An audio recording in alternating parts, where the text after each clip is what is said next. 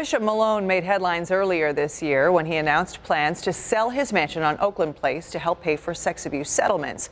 He's now moving into a former convent on the east side. 7 Eyewitness News I-Team has uncovered documents that show parishioners will be footing the bill for extensive upgrades to get his new home, Bishop, ready. Here's I-Team Chief Investigator Charlie Specht. Bishop Richard Malone in April made headlines when he said he was selling the bishop's mansion on Oakland Place to help pay settlements for victims of sexual abuse. In the face of this crisis of reaching out to victims and the need really to have strong resources for the independent reconciliation and compensation program that we announced a while ago, we decided to put the residence on the market. The payouts are likely to cost the diocese millions of dollars, but internal documents obtained by the 7 Eyewitness News I-Team show parishioners are already footing the bill for costly renovations to the bishop's new home on Buffalo's east side, leading some to question how much of a sacrifice it will really be for the shepherd of Buffalo's Catholics, and whether he actually plans to live among his flock. He's moving from a very large home to an even larger home that's being set up to his specific tastes. The fact that they were going to St. Stan's, which is this gargantuan building, I mean, it used to house 35 nuns, and there's going to be 2 men and a dog in there.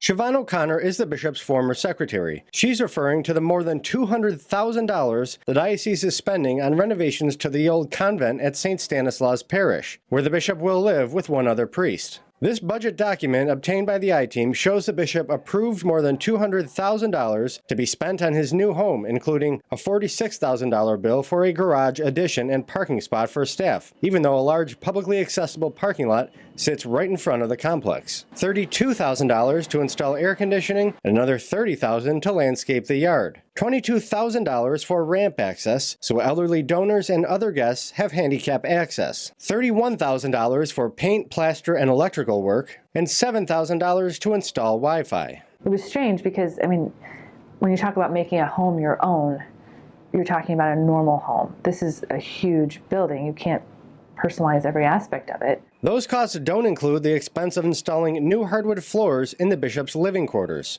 or the $20,000 in security upgrades, which emails show were a particular concern to the bishop and his friends. During Holy Week of this year, as the diocese was in the throes of the sexual abuse crisis, Bishop Malone wrote an email to Steve Timmel, head of diocese finances, informing him that he gave his friend Paul Michelli, a controversial Boston priest, a tour of Malone's future residence. "I drove him by St. Stan's," the bishop wrote to Timmel on March 28th. "He is alarmed about my living in such a rundown neighborhood," and said he is appalled that the diocese can't find a better option for its bishop's residence. "I wasn't surprised by his reaction," the bishop added. "He was kind of in shock. He told me no successor of mine would want to go there." But the bishop sang a different tune publicly. It's really a win-win. It's a good thing for me to be over there. I've wondered about that for some time, whether it would be a good thing to be over there where things are changing so much. There are some encouraging signs. So for all those reasons, believe it or not, I'm looking forward to this change. The concerns about cost and security could have been avoided had the bishop chosen to live in the rectory of St. Josephs Cathedral downtown, where the bishop serves as pastor. Former Bishop Edward Kimmick lives there, and a suite occupied by Monsignor David Slebecki was just becoming vacant with Slebecki's retirement. O'Connor brought up the idea with the bishop in a March 29th email. "The cathedral green would be the perfect green space for the garden parties you host in the summer," she wrote, "and you could walk Timon, the bishop's dog, at Canalside." Malone thanked her for the idea, but said he quickly ruled it out because he needed much more room for my rather ample personal theological library, my piano, and also I prefer to live in a residence that is solely the bishop's residence, not a parish rectory with secretaries around and people coming in and out. Malone made that even more clear in a March 23rd email to Timmel, where he pointed out the convent and his proposed new residence featured the Monsignor Alexander Patas Memorial Center, which according to the St. Stanislaus website has hosted meetings and gatherings for the church's many societies and organizations since the 1970s. While the website encourages all of Polonia and our parish societies and organizations to utilize the Patas Center, the bishop opposed that idea, according to an email he sent to Timmel. "I prize privacy above most everything," Malone wrote. "I cannot live in a building that is used for meetings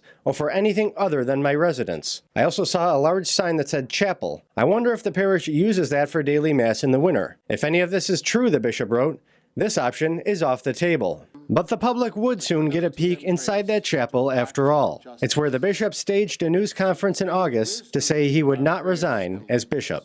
For the I-Team, Charlie Speck, 7 Eyewitness News. In response to our investigation, the diocese says the St. Joseph Rectory was not suitable for gatherings that the bishop hosts. St. Stan's Convent was chosen to make good use of an empty parish building that has a lot of space to accommodate the many gatherings the bishop hosts, and much work had to be done to make the building handicap accessible. The bishop's priest assistant will also be living there with him, and many non-cosmetic items needed repair, including air conditioning, lighting, plumbing, a kitchen upgrade, and landscaping.